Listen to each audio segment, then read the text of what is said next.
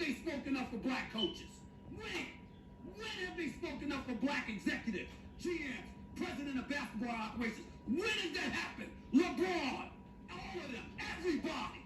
Where the hell have they been? Nobody's done anything. And then when we the media, we bring it up, and you got white folks out here gonna sit up there and look at Stephen A. and say, oh, here he is bringing up race. And none of the black players speak up and say, yo, he got a point. Yo, he's right. Yo, there's something that needs to be done here. Do y'all want me to bring up the Rooney Rule and how it might be needed in basketball? Oh, I forgot. I can't do that. Why? Because the Rooney Rule ain't even working in the damn NFL. So when are we going to say something about it? I mean, you know what? I'm going to walk away. I'll be right back because I'm scared I'm going to say something that might get me in trouble because I'm pissed. I'm pissed. Damn, Stephen A., where you going? I mean, I see his point, man. And Max, to be honest, he has a valid point because, you know, you hear guys, especially a guy like Kyrie, you hear guys, he always bring up racism. He always talk about this, that, and the other. And look, I applaud him because he's active in the community. But at the end of the day, Stephen A. Smith has a point. You have assistant coaches out here, like he named, Coach Phil Handy, Coach Sam Cassell, who has been longtime assistants, and the same African-American brothers that are in place of power right now will not put their job or will not put their title on the front line and stand on the front line and speak out for these coaches to get head coaching jobs. But these are the same brothers that will use them in the summertime or use them for player development to get their skill better, but they're not able to help coach them. So I feel his anger. I feel his anger 100%. So this is why we're so divided in the world, and this is why you have the conversation, and we're having a conversation about Myers and Tim Tebow, and everybody is mad, but all Myers is doing is looking out for his boy. He's looking out for his boy. He gave his boy Tim Tebow a job.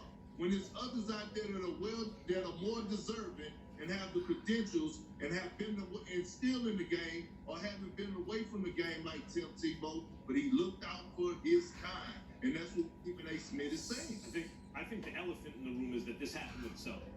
That's the elephant in the room. And the Celtics, fair or unfair, because the Celtics were the team to field the first all-black starting five, right? Like I told a story, Melly Mel, back, I'm hanging out with him once, I don't know, 10 or 15 years ago, and he had a Celtics jacket on. I was like, what's that about? You're from the Bronx.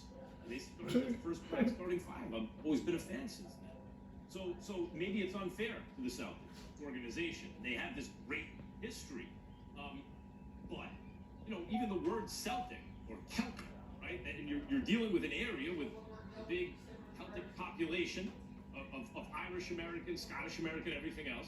And that is white, obviously. And in the modern era, after the Bill Russell era, the greatest teams were with Larry Bird and Kevin McHale and Danny Ainge. They were white stars. Ainge wasn't a star, but he was the shooter, and he started.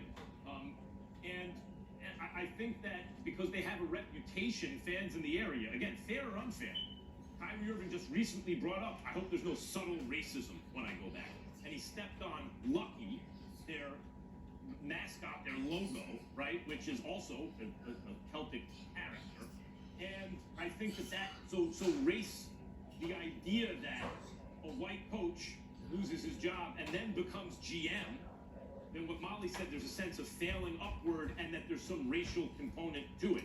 I think that's the elephant in the room. Whether or not you agree with it or want to talk about it, I think that's what's on many people's minds when they hear this news. I can't ignore that it occurs to me.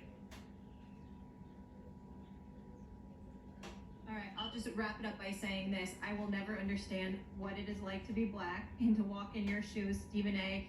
or Kendrick, and I understand your frustration and empathize and sympathize and stand with you because it's got to be completely infuriating to constantly see it and to constantly see the unfairness in your face. And I respect Stephen A. walking away because that's the right thing you can do. Yeah. But you know what's crazy, and I appreciate you, but you know what's crazy is that we could come, like myself in particular, I come on TV, and if I disagree with anything that my African American brothers are doing in the NBA. Just a disagreement, not about racism or just to disagree to this point. You know, when I get called the sellout.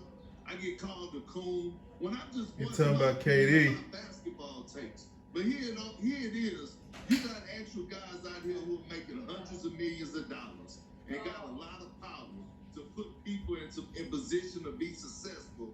People that you see and shake hands and call on a day-to-day basis, and you don't do that. But you rather sit up here and call out a Stephen A. Smith. You rather call out a Jalen Rose, or you rather call out a Kendrick Perkins because we don't stick to the point. Are we doing it because we're cool? Yes.